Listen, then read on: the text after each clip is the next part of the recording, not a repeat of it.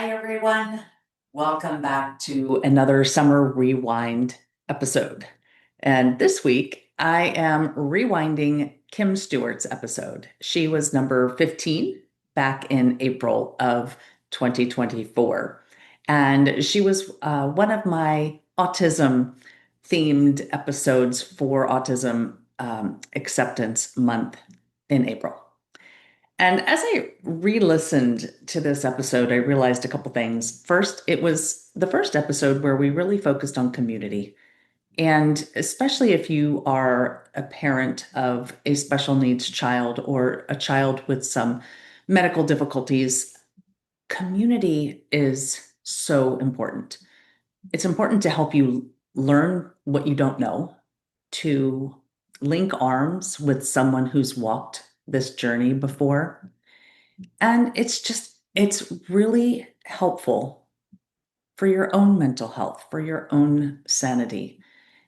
And I love the resources that Kim provides for us in this episode. Um, and there was another thing that she mentioned that ended up making me cry in the end. So I encourage you to listen to the end, all the way to the end of the episode, because Kim talks about our fears as mothers of special needs kids, adults, and how we sometimes maybe don't give our kids enough credit or give our kids the credit they deserve.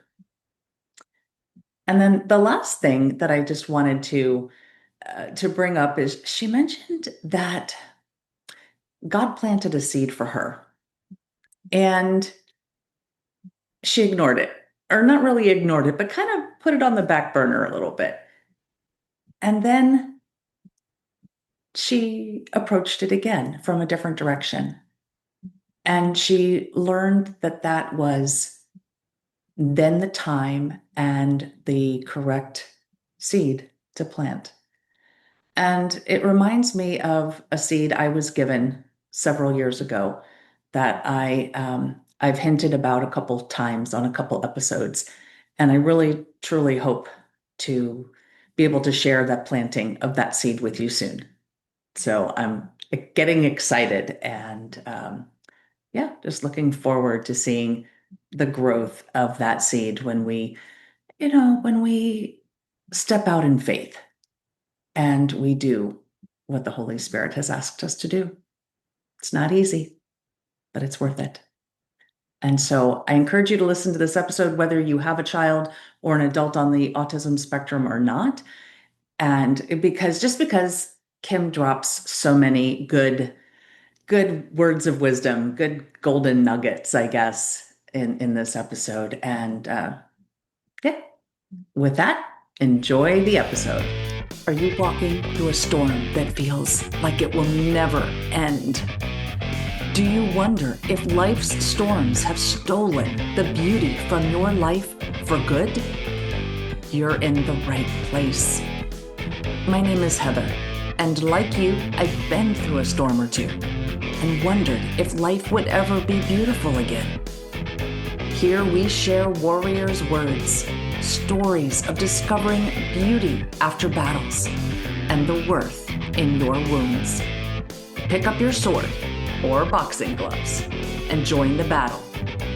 Your words are powerful, my friends.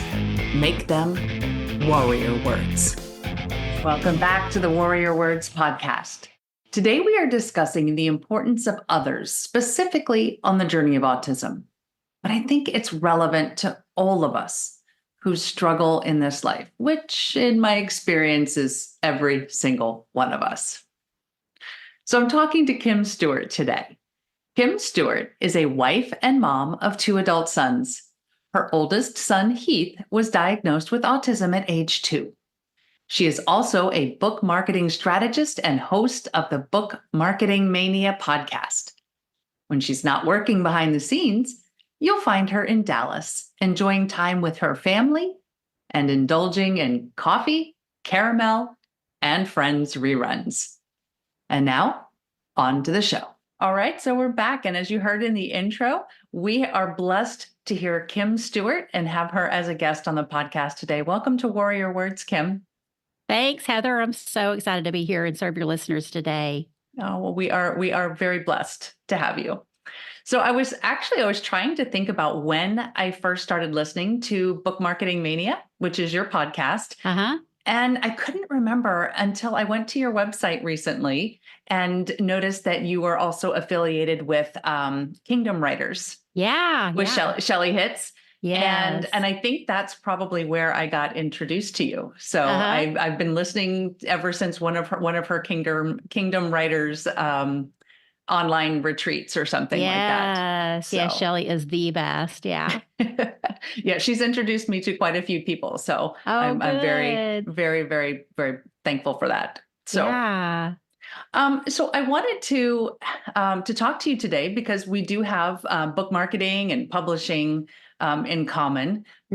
but we also have something else in common in that we both have adult sons on the autism spectrum. Yes. And with April being Autism Awareness or Acceptance, depending on who you talk to, month, um, I wanted to fill April with stories of just stories of the autism spectrum and the resilience and the battles that we face, but the Mm-hmm. triumphs that we also experience. So can you tell us a little bit more about your story and how you are involved with autism or how it came into your life?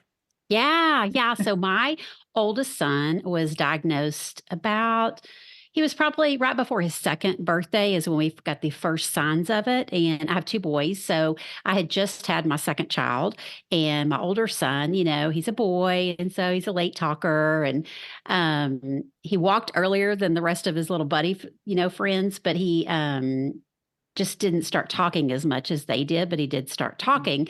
But when our second one came along, he kind of just got into his own little world a lot more. I mean, it's so different to look back on it now, as you know, Heather, Right. with an adult Yes. son. But he just kind of was a little bit more withdrawn, and we started seeing what we know today is self-stimulatory behaviors. He'd like be rubbing his hair, just kind of a lot of self-comforting behaviors, and it Right. wasn't too out of the ordinary, but we did ask our pediatrician about it. And at first she said, he's a late bloomer. He's a boy. You have a new baby in the house. He's not going to get as much attention as he used to. Like, this is all really normal.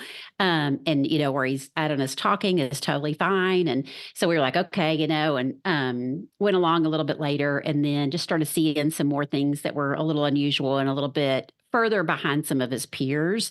And so we Right. got led into an early childhood program, and then eventually into getting the formal diagnosis by several different educators and medical professionals. And that's when we went to the world of autism, and we knew nothing about autism. I had read a book, like, it's so funny to think about.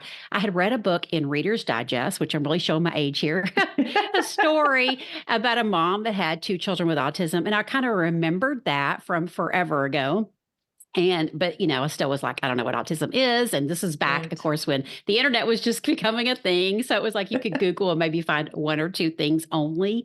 So it was just this huge unknown for us. And luckily, though, our neighbor behind us knew about autism. Once my husband told him, they worked together, and he introduced me to a family locally that the mom, was really involved and had a son with autism. So that kind of, she just took me by the hand and helped me kind of through that path of getting the diagnosis and then just knowing what's going to come after that. And so, yeah, it was not a journey we were looking to ever have in our lives, obviously, but it's definitely the one God's picked for us. And so, yeah, here we are. And then it was so fun to connect with you. And I love meeting other moms. They've definitely been my surviving, helped me get to where I am today, is just having other moms to rely on. So I always love connecting with other moms. And like you said, that is what we had in common, but I love that, we've gotten to talk about other things as well. So that's kind of how my journey began with autism. And here I am. My son is, how old is he now? He is 26. He just turned 26. So yeah, we're entering into, the adulthood and just what that looks like for autism. Yeah, and I think that's great that you brought up your neighbor. I think you said behind you, Hmm. who helped you to begin this journey, and Yes. I think that's an important point for the, I we use the word survivor here a Uh-huh. lot Yeah. on the Warrior Words podcast, and I don't think we ever survive as in a finality Mhm. survival of autism. But Mhm. one of the ways we do survive is community, and Mhm. having those people come alongside us who have walked this path before, Mhm. even if they're only one step ahead of us. Yes. Oh my gosh. And Yeah. And, just again, like when we were diagnosed, there just weren't the resources. And I know people that maybe live in small towns now, maybe don't have that community resource. They are going to have to turn online. But right, at the time, like I said, when we were diagnosed, I mean, we knew nothing and we knew no one. Like this was such a foreign world for us. And so luckily, again, my neighbor introduced me to a family. And literally that day, he gave me her phone number and I reached out to her and was like, left her a message like, I'd love to talk to you. I'm, clueless here. And she didn't live very far from me, but she called me that night. She literally that day had come home from having a baby and she oh spent wow, probably 2 hours on the phone with me, just going through and talking to me and like opened up her home to me. And, I'm like, oh, you just got home with a new baby and you're going to, like that was such, it just helped my heart so much at that time. So I've always tried to pay it forward, what she's done for me. But yeah, just a community is. I mean, and from that point on, I mean, that is what I relied on for sure was just having other moms to lean on and share things that no one else would tell you about and that you can just call up and cry on their shoulder, and they get right. it, or you can just go, look, I don't even want to talk about this today. I do this a lot. I'm like, I don't want to talk about it today. I just want to go laugh and get away from it, so yeah, having some kind of a community. And now of course online, it makes it so much easier to find people with that shared commonality and be able to share resources online too. So yeah, I mean, I would be totally lost without my community online and off. Yeah. Right. And now, going from, because my son was diagnosed, I guess similarly, like 15 years ago. Uh So huh. the resources weren't prevalent Yeah. then either. And to go from that, where you search, like you said, and you get one or two resources, and now you can go on to Facebook Hmm. and you can find probably an unlimited number of groups. Yes. Yeah. um, and I am a member of a few of those, and it is so helpful to Uh be able huh. to find other moms, and even if it's not, because autism is a spectrum, so even if you It don't is. have the Yeah. same exact situation, you can find somebody with something similar, Mhm. or yeah, so Yeah, very, my husband very always talks about them being, they are snowflakes. I mean, other people talk about that too, but they are snowflakes and they're so, so different. And I know the spectrum is getting larger and larger. And yeah, I mean, right, I just have been blown away by the people that I've gotten to know that I think, okay, it sounds like their kids are really similar to mine, but then you meet them and they're different. And you won't find the exact same scenario, but yeah, it just has blown my mind by how much you can learn from other people and what they've gone through and just the resources. I wish I had like a book of all the resources I've ever been given. Cause, sometimes you get something and you're like, okay, this is not for me or this is not for my son, but you put it on a shelf and then later in life, sometime, on your journey, you might be like, oh man, what was that? I heard about something about that. I need to look into it. So yeah, it's amazing the resources that get shared for sure. right. Yeah, it is definitely a blessing. So talking about survival, Hmm. and were there any other ways that, in addition to community, any? See, now I'm going to ask you about those resources. Yeah. Yeah. um, are there any that particularly stand out, even if they're maybe local resources? People can find out where you are, and and maybe there's some local resources, even if they're not national, but Yeah, yeah, yeah, things absolutely. that help There, you. there's, yeah, there. I mean, there's definitely national autism associations for sure, and they usually will have local chapters. So we had a local chapter in our area that had ongoing meetings. So that was nice to be able to go and meet with other moms again, or dads can meet with dads, siblings can meet with siblings, and then they usually bring in guest speakers. So you kind of heard about different topics that again you could probably Google and find today, but like, does you actually heard it from the source, back Right, then. And I'm an avid reader, so books definitely at that time. Podcasts weren't a thing at that time, but books, like being able just to dive into books. And it was For me, sometimes it was about a mom's story, but it was usually more of the textbooky kind of, here's a therapy you could try. But also our church has a special needs ministry, and that Oh, has wow. been unbelievable, lifesaver for me. And we started in that very young when he was first diagnosed, and the ministry was super small, and they were just like, we want to help in any way we can, and figure this out. And it's blossomed into this amazing ministry on Sundays, but also they have a support group for parents, and you don't have to belong to the church to come to it. So that's been so, so helpful just to have, again, it's a community, but it's a really tight knit, you can really just say what you want to say in this group, and not be judged and be prayed over, and, just find somebody to hold your hand. And we've had like, so many people from our church that don't have any connection to special needs at all just want to come and be a part of it, to be like mentors, which is so funny because I never would have thought somebody without special needs would mentor us through that. But it's like, oh, yeah, you need somebody that can just talk to you and share God's word with you and pray over you. And so that's been super, super helpful. Another resource that's also, well, it's actually worldwide, is Johnny and Friends. Do you know Johnny Erickson Tata as an author? Yes. Okay, so she has a Yes. ministry. She has a podcast. She's wrote several books. She's disabled herself and has just Right. gone I on to remember.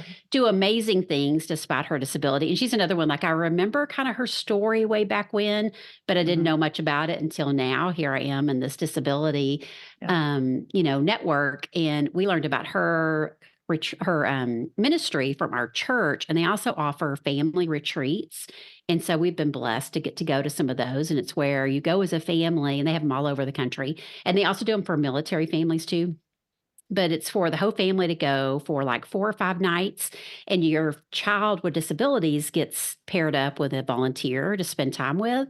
So there's like set hours during the day where your child gets to go have a camp experience, which not all of our special needs kiddos get to do that. Like they don't get to Right. go off to camp. Exactly. But Yeah. this, the way they do, at least get to experience the day camp aspect of it.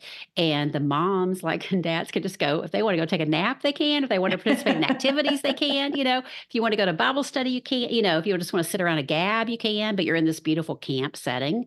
So that's another resource I would definitely encourage people to check out. And I'll make gosh, sure that goes in the. I'm sure I'll there's get that tons, one and in I'm the sure there's show tons notes. Yeah. online that I don't even know about anymore. But those are the main ones. Again, just like reading tons and tons of books and trying to be knowledgeable, going to conferences if you're able to. Because I mean, again, when we first got diagnosed, like the only conference to go to was 4 or 5 states away. A good investment to travel Yeah. and go. Exactly. Now there's probably more. I know there are more just in my backyard. So I would definitely, look around. But that's where any of that stuff, I would really say, like, find a parent group. And if you have to go to a Facebook group, those people are going to be able to tell you the best of the best things to be, looking into, and kind of helping you pare down the resources. So I'm so thankful there are still a lot of resources. There are more resources than when we were diagnosed, but Right. I'm sure, again, on the flip side of it, I know Heather, probably both of us are like, oh, I wish there was more resources. There's just, especially when you're at the time we are being adults, it just never Yes. seems like there's enough for adult children. I mean, our adults. So, yeah. Well, I think our adult sons are kind of on the beginnings of that wave Hmm. of the people who were diagnosed 15, 20 Hmm. years ago before autism was a buzzword. Hmm. Um, and they started, I think, developing resources for the kids they had at the time. Hmm. And it probably was a thought, but maybe not as well executed at that time. Yeah. That these Yeah. kids are going to become adults, Yeah. Oh, and yeah. they are going to need help. They're going to need Hmm. services. One thing that I've been talking with Tristan a lot about is, as a single mom, Hmm. eventually I'm not going to be here. Hmm. And so that's something I think that parents of adult children on the spectrum need to start thinking about, is Hmm. end of life plans. Yeah. Yeah. And what, Absolutely. And yeah. Heather, for anybody that might be listening, that if they're a mom of, just diagnosed child, or if they, if they don't know anything about autism, but they probably have somebody in their community or church that is, that Mhm. they just may not know it yet, or they're, in their child's school or something. But I know when I was a mom of a younger one, I mean, I could not see that far. It was just like, I Right. just got to, what are we going to get done in the next few months? And, we're always looking at like that kind of scenario. And, we knew like we had to think about it somewhat, but it was just like this far scary thing. And a couple of moms and I were talking about this the other day. We were just like, when we were that young mom, we would look at moms of adult children, very judgmental, because it was like, Mm, well, it kind of, just what we would see just wasn't what we thought we wanted for our children, but we didn't right. know. We didn't realize, oh, yeah, when you get to that stage, it's a totally different story, And so now we're experiencing that. And I say all that because I hope that, other parents will just give a lot of grace and prayer and support in any way you can, no matter where they are on the spectrum. I think sometimes people think once they get to an adult, it's like, oh, you're done, like with the other kids. Your kids fly off and their launch. And even if they didn't launch the same way, it's like, but now they're an adult. That's great, and they can move off into some special, situation. And I'm like, no, it doesn't work that way. Yeah. It's I re- a lot different awareness, as they get into be adults. Yeah. yes, and I remember staring at the social worker who told me, "Well, he might be able to live on his own." Mhm. I said, "What? You mean there's a possibility that he might stay home?" Yeah, yeah. And I remember thinking, what am I supposed to do with that?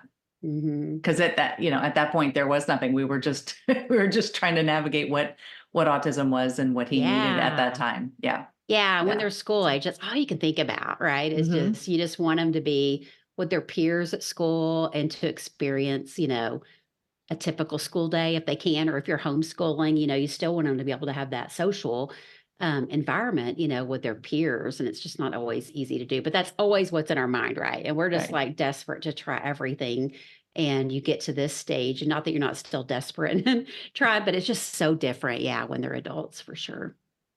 It is. So now that we both have young adults, Hmm. and if you if you look back and you look at all the struggles and all the challenges and all the the different things that you've had to go through over the last 20-24 years, um, can you see any bits of beauty that Hmm. maybe in the thick of it you didn't see, but now you can look back and see that it was beautiful, or it was that there was some promise or some hope. Because I like to have our listeners kind of think, when they're in the thick of things, they don't think Hmm. that there is any beauty or that there is any hope. And Hmm. so I would love to be able to, if you have any stories of hope or beauty that you can share with them and give them that hope.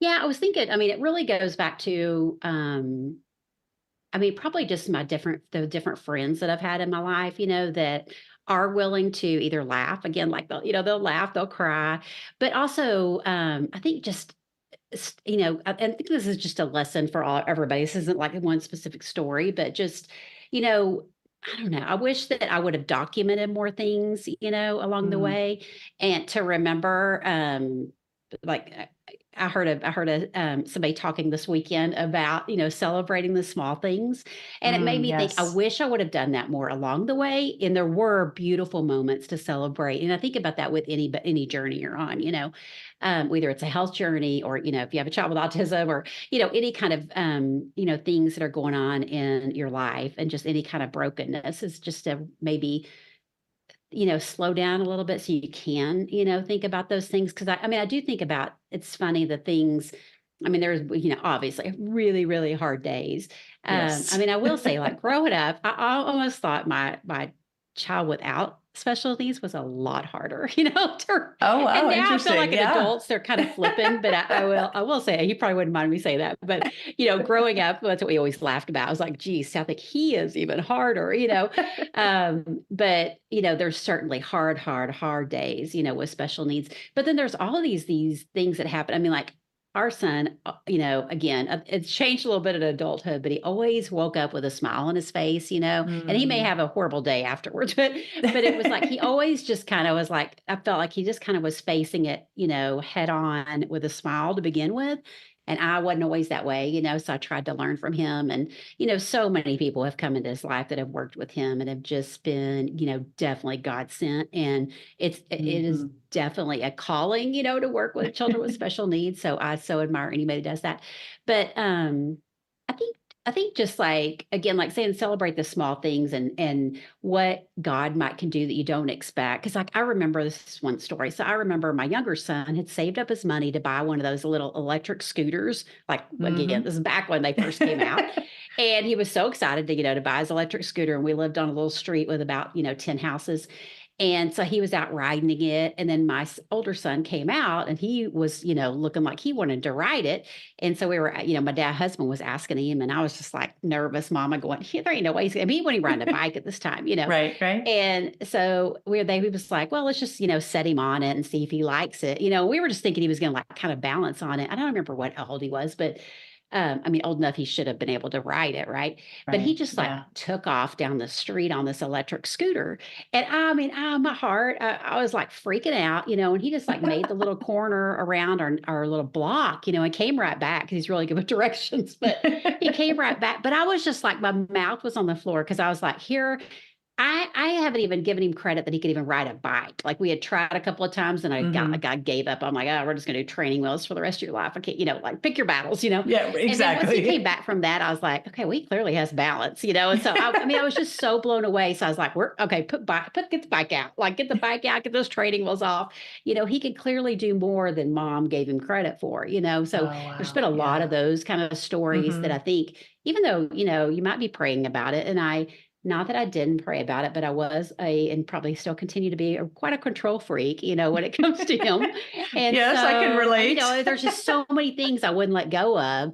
And so again, I think, celebrate the small things that do happen, try to remember that, but then also, be willing to hand it off to God and just know he's going to take care of things one way or another. It's not going to always look like what Mama Kim wants it to look like, but Yes. yeah, I think that's so important to remember in any struggle that we go through, and just lean on other people. Like I said, I mean, there's been a lot of laughter, there's been a lot of tears about it all, but yeah, I can't think of like any specific story other than that. No, but that's great. But I And think you those are just things, and again, like I mentioned before, I mean, definitely like don't be judgmental, to other people, and just I think like I try to remember that now again in any situation I might be in, and how can I offer a lending hand to somebody? And I know that's really hard. Like it was so yes. hard for me to accept help, but just Yes. think in a ways you can, like even if it is just offering to pray for somebody, again, going through any struggle in life is so Right. helpful. Right. Well, I was going to ask you for some warrior words, and I think you gave us some beauty, some hope, and some great warrior words there. So, Oh, so good. thank you for that. So let's switch into how you are thriving today, because that is the other component of this. And I already mentioned your podcast, but if you want to share, how your podcast got started, or maybe how your son is thriving today, what those types of things.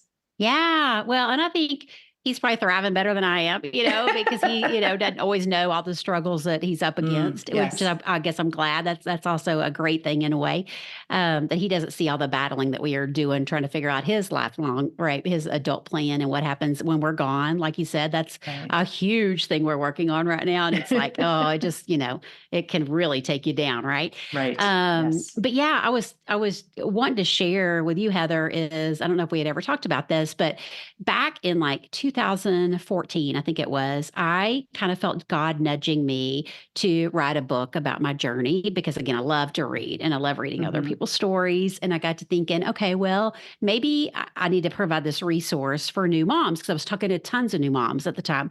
And I would Right. always, like tell them to call me if you have any questions. I love to help people on, try to sort through some of these things on a new journey. So I felt like he was calling me to write. And I have a background in corporate marketing. And so that's just a little side note. But I had gone to a writing conference and because I thought, okay, well, I need to go learn how to do this if I'm going to do it. And I went to a writing conference and met amazing women, that I could bond with in the writing journey. A lot of authors too that I had read their books. So it was so fun to get to meet them in person. And so I gathered all this information and learned about writing and publishing and marketing and blah, blah, blah, and I brought it back home and then it just sat and I didn't do anything with it. I was like, Yeah. okay, well, maybe I heard him wrong. Maybe I wasn't supposed to write a book, after all. So I didn't work on it all. And Lord knows I had enough other things to do, right? With the two Right. kiddos. Yeah. But then I went back a second year because I was like, you know what? This conference came up again. I feel like maybe I'm just not being obedient and I need to go learn it all again. And maybe I'll start writing this time. And I was in one of the sessions on marketing and book marketing. And because I'm just a huge marketing nerd. And so I just sat there and I really felt like this calling that he had on me. I really felt like in that session, it was like bing, bing, bing, bing, bing, and it was just like, this is why I called you here. It wasn't for you to write a book yet. Like we're still on this journey. It's not time for you to do anything with it yet. Mhm. But all these women that I've called, because it was a Christian author conference, and he was like, all these women that I've called for them to share their stories and their struggles. You love reading other books, and I've called them all to share that. And they're great at writing, but they don't do a good job marketing. They don't want to market their books. They hate it. They want to just write, write, write, write, Mhm. write. And this is why I Yes. called you to this. I called you to intersect with that. And it helped me so much to understand that. And now it's just like, I've totally like put the writing my book on the back burner and just went off with marketing and helping other authors, especially authors that are communicating about a struggle, a specific struggle Mm. that women go through in their lives, and just how God's word can intersect with that and how it can take you through. And it may not get you to the other side that you want it to, but it can help you get it through. And I've definitely seen that as an avid reader. I've definitely seen, some moms kind of, virtually holding my hand through their words. And I just wanted to help, Right. market it. So that's kind of how I've landed in book marketing and haven't written a book about my autism journey, but I But definitely would maybe, love to help yeah. anybody market theirs that is sharing that because I think it's so, so important to get the message out there and just be a beacon of hope to others. Well, I love that you shared that because I've shared before on the podcast that the Holy Spirit told me to do this one too. Mhm. So, Yeah. I sat in church one time and questioned why on earth would the Holy Spirit, God Himself, care whether or not Uh-huh. I have a podcast? Yeah. And Yeah. it's, it may or may not be for me to know. His ways and His Uh-huh. thoughts are, above mine, way above Yes. mine. so, So true. Yeah. so yeah. Yeah. And you have so much to share, so why not get behind the mic and share it, and then you have to just leave it up to him, right? I mean, we have to do our job Amen. too, Yeah. but there is just a matter of us get to a point you have to just leave it up to him for he's going to find the right people that need to hear it. And Hmm. yeah, I mean, Yes. just again, like back when we were diagnosed, we didn't have this technology. Like we could not have No. heard a conversation like this. So I think it's really incredible. Oh, well, thank you. And I'm so glad that you were here and made time for us today. So Yeah. tell our listeners where they can go find you if they have a book in them or if they have a book that they want help marketing or if they just want to listen to more of your stories and how you serve people. Yeah, I would love it. I'm at kimstewartmarketing.com and you can find all my links there for social media and you can learn about the podcast. And yeah, if you just want to pop onto any of my social media channels and say hi and let me know you heard me on Heather's podcast. And I'd love to hear about, the journey you're taking as a warrior and, just what God has in store for you. I just love learning everybody's stories, whether it's about autism or not. And that's how we actually connected. I found I'd been listening to your podcast for a while, but that's how I connected with Kim was actually mentioning or DMing her through Instagram. Yeah. Yeah. I So love yeah, it. so it was great. All right, well, I will make sure to get your link in the show notes so people can come and find you and listen to the podcast. And I just want to thank you. I want to thank you for your time and for your friendship and for coming on and sharing your story with our listeners today. Yeah. Thanks, Heather. It was such a blessing to me too. All right. Thank you. Today's conversation with Kim was filled with hope. I love how she shared about people coming alongside her and helping when she didn't know much about autism, much less how or what to ask for help. These people had been in her shoes and had already walked on this path. They knew. They knew what she needed. She also brought up another point that convicted me a bit. But I think it's an important one. She mentioned in her story about the scooter, and she mentioned it. I guess it was about her fear.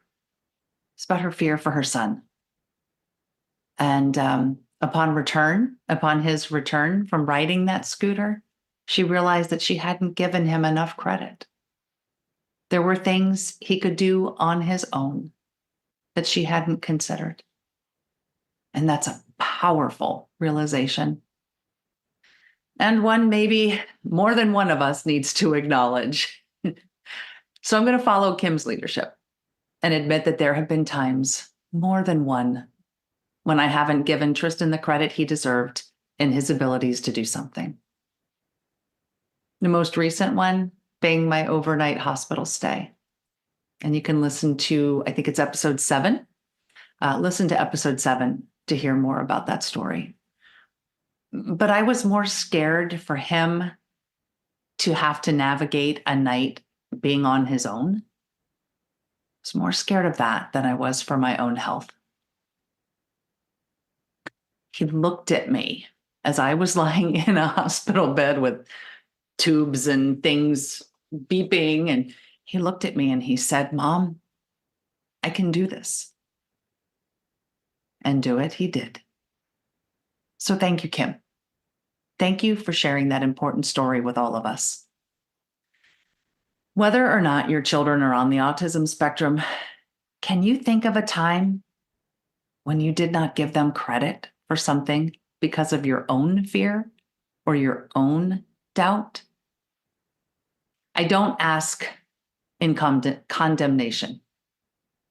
I ask so that we can all learn to let some of that fear and doubt go. Joshua 1:9 says, "Be strong and courageous." And I encourage all of you, myself included, excuse me, to let go of the fear and the doubt, courageously allowing the people in our lives to show us what they can do. They may surprise us with something beautiful. And that's it for me today. We'll see you next week. And until we meet again, armor up, fight the good fight, seek beauty, and make your words warrior words. God bless.